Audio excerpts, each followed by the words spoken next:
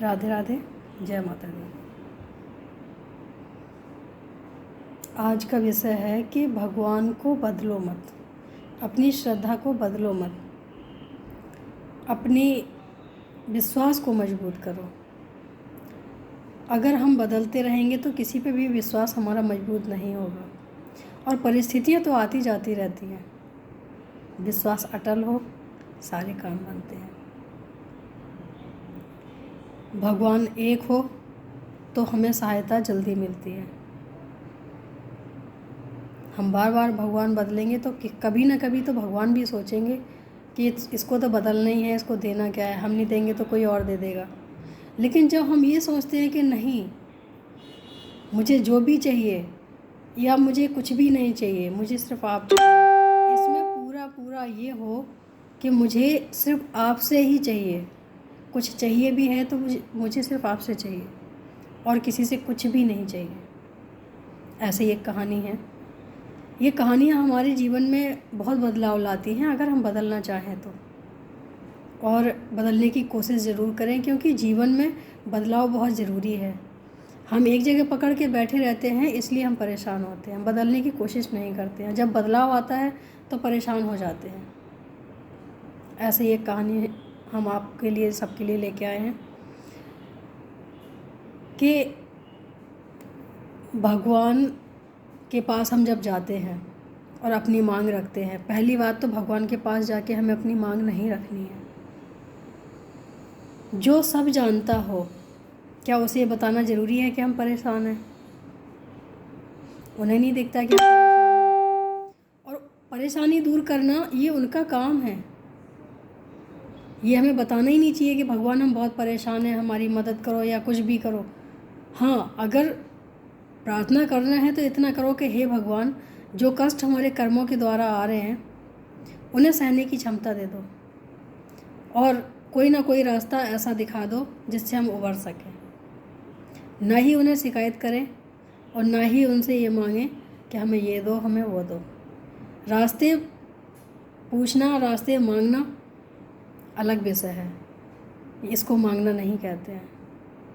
तो कोई भी परेशानी आए तो परेशानी दूर होने की बजाय ये मांगें कि हमें क्षमता बढ़े कि हम और ज़्यादा सह सकें परेशानी। तो हम जब परेशानी सहेंगे तो ऑटोमेटिक ही अपने आप ही जाएगी, वो कभी ना कभी तो जाएगी, कब तक रहेगी।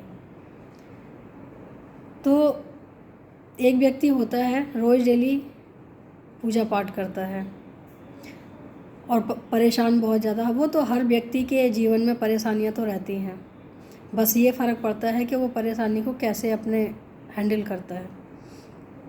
तो किसी ने बोला कि माता रानी की मूर्ति लाओ तो वो तुम्हें सब कुछ देगी, जो मांगोगे वो देंगी। तो उसने ऐसे ही किया, माता रानी की मूर्ति लाके मंदिर में बिठा दिया, अगरबत्ती लगाए, भोग प्रसादी लगाए। लेकिन उसको कुछ अच्छा नहीं लगा कि भाई हम इतने दिन से पूजा कर रहे हैं, हमें कुछ मिला ही नहीं है, क्या दिया, हमें कुछ भी नहीं दिया। फिर किसी ने बोला कि शिव जी की पूजा करो, तो वो शिव जी लेके आ गए। कुछ दिन उन्होंने माता रानी को साइड कर दिया, शिव जी को बिठा दिया। शिव जी बैठे, उनकी भी पूजा की, अर्चना की, जो भी है भोग प्रसादी सब किया, लेकिन उन्हें उससे भी तसल्ली नहीं हुई। फिर किसी ने बोला कि तुम कान्हा जी की पूजा करो। उन्होंने कान्हा जी की पूजा की। कान्हा जी की पूजा की, तब भी उन्हें जो चाहिए था वो नहीं मिला। फिर किसी ने आके बोला कि तुम विष्णु जी की पूजा करो। विष्णु जी की पूजा करने लग गए। ऐसे करते करते उन्होंने सारे भगवान बदल दिए। बाद में वो किसी ने बोला कि बजरंगबली की पूजा करो। बजरंगबली को ले आए, सारे भगवान साइड में कर दिए मंदिर में, और बजरंगबली को आरती लगा रहे हैं, धूप लगा रहे हैं, आरती कर रहे हैं। तो वो धूप का जो, अगरबत्ती का जो धुआं था, वो हवा चलने की वजह से ऐसे जा रहा था जहाँ वो मूर्तियाँ रखी हुई थी। उस व्यक्ति ने देखा। अब ये तो पक्का है कि वो व्यक्ति कितना समझदार होगा कि इतने भगवान बदलने के बाद व्यक्ति इतने भगवान बदलेगा तो उसमें कितनी समझ होगी। लेकिन भगवान ना समझ लोगों को ही मिलते हैं, समझदार व्यक्ति को नहीं मिलते हैं। उसने क्या किया, रुई ली, कॉटन, उसकी बारीक बारीक जो बना के गोली सी नाक में, जितने भी बैठे थे भगवान वहाँ पे साइड में, सबके नाक में लगा दी। जब सबके नाक में लगा दी, बोले अब तुम्हारे जो हमने अगरबत्ती लगाई है ना, इसकी खुशबू सिर्फ़ और सिर्फ बजरंगबली के लिए है। आप लोगों ने दिया ही क्या है जो हम आपको खुशबू दें। तो जितने भी देवता थे सारे प्रकट हो गए। जब देवता सारे प्रकट हो गए तो वो प्रणाम किया उस व्यक्ति ने और बोला कि आप लोग का साक्षात करके अच्छा लगा, लेकिन इतने दिन जब मैंने पूजा की तब तो आपने ऐसे दर्शन नहीं दिए कभी। सारे भगवान मुस्कुराए, बोले अभी तक तुम सिर्फ मूर्ति की पूजा कर रहे थे। मूर्ति का मतलब होता है बेजान, लेकिन आज तुमने ये जो रुई लगाई है ना नाक में कि मैं खुशबू ना ले पाऊँ अगरबत्ती की, सिर्फ बजरंगबली ही लेंगे, इससे तुमने ये साबित कर दिया है कि मेरे अंदर भी जान है, मैं भी महसूस करता हूँ।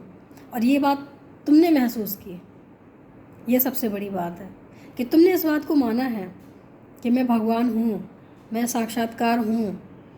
अगर तुम्हें ऐसा नहीं लगता तो तुम मूर्ति समझ के छोड़ देते, क्यों रुई लगाने की ज़रूरत थी। लेकिन तुमने गुस्से में ही सही कि तुमने हमें कुछ नहीं दिया, तुमने हमारे नाक में रुई लगा दी। तो उसने क्षमा मांगी और बोला प्रभु हमें माफ़ कर दो, हमसे बहुत बड़ी भूल हुई है जो हमने आप सबका निरादर किया साइड करके। हमें सबकी पूजा करनी चाहिए, भगवान तो सभी एक होते हैं।